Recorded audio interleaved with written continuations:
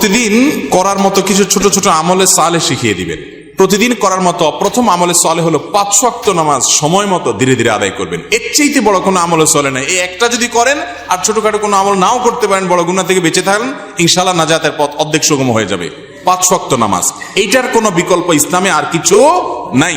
এইটা ঠিক রাখতেই হবে, এই ক্ষেত্রে কোনো ছাড় নাই।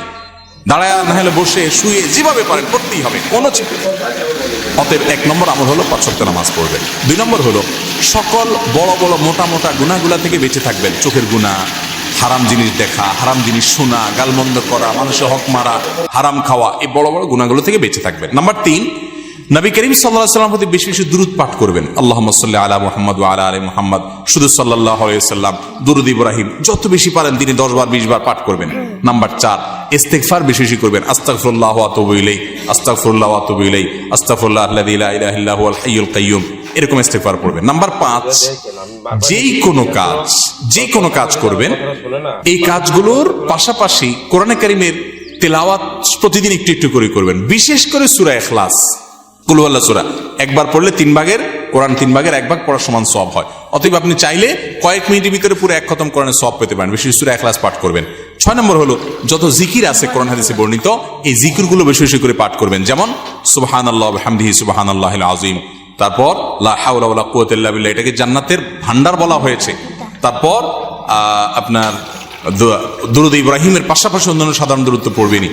যত জিকির আছে এর মধ্যে একটা জিকির আছে ইয়া জাল জালালি ওয়াল ইকরাম, বেশি বেশি করে। তাহলে ইয়া জাল জালালি ওয়াল ইকরাম, সুবহানাল্লাহ ওয়া বিহামদিহি সুবহানাল্লাহিল আযীম এবং লা হাওলা ওয়ালা কুওয়াতা ইল্লা বিল্লাহ, স্পেশালি এই 3টা বেশি বেশি জিকির পাঠ করবেন। কোন মুসলমানকে জাহান্নামে দেওয়ার পর কখনো কি তাকে জান্নাতে দেওয়া হবে? খুব গুরুত্বপূর্ণ একটা প্রশ্ন। একটু আগে যে গোষ্ঠীর কথা বলছিলাম, যারা আমাদের নবীজির হাদিসকে অস্বীকার করে, তারা শুধু কোরআন দিয়ে চলতে চায়। শুধু কোরআনে এত ইনিশিয়েট দেওয়া আছে যে এটা দিয়ে সে চলতে পারবে না।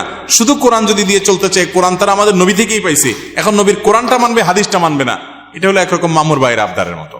তো এই লোকগুলা বলে যে যারা জাহান্নামে যাবে তারা চিরকাল জাহান্নামে যাবে, আর কোনোদিন জান্নাতে যাবে না। এটা ভুল কথা। কোরআনে কারিমে আল্লাহ রাব্বুল আলামিন জাহান্নামীদের বিভিন্ন বিবরণ উল্লেখ করেছেন। অনেক পাপের কারণে জাহান্নামে স্থায়ী থাকার কথা বলেছেন, কিন্তু এগুলো সম্পর্কে খোদ নবী করিম সাল্লাল্লাহু আলাইহি ওয়াসাল্লাম কি ব্যাখ্যা দিয়েছেন, যার পরে কোরআন নাজিল হয়েছে, যাকে আল্লাহ পাঠিয়েছেন আমাদের কাছে, সেটা তারা জানার চেষ্টা করে না। বুখারী সহ বিভিন্ন হাদিসের কিতাবে বর্ণিত হয়েছে সন্দেহাতীত ভাবে যে নবী করিম সাল্লাল্লাহু আলাইহি ওয়াসাল্লাম জাহান্নাম থেকে সর্বশেষ উদ্ধার হওয়া ব্যক্তি কিভাবে উদ্ধার করা হবে সে বিবরণ দিয়েছেন। যে তাকে জাহান্নাম থেকে উঠানো হবে, জান্নাতের কাছে আনা হবে, সে চাইবে আমাকে কাছে নিলেই হবে, ভিতরে নেওয়া লাগবে না, এরপরে সে ভিতরে যেতে চায়, বিস্তারিত বিবরণ আছে। এখান থেকে বোঝা যায় যার অন্তরে ঈমান আছে সে যত অপরাধী করুক শাস্তি হবে হয়তোবা, কিন্তু একটা সময় তার অপরাধের শাস্তি মেয়াদ শেষ হলে আল্লাহ তাআলা তাকে জান্নাতে আনবেন।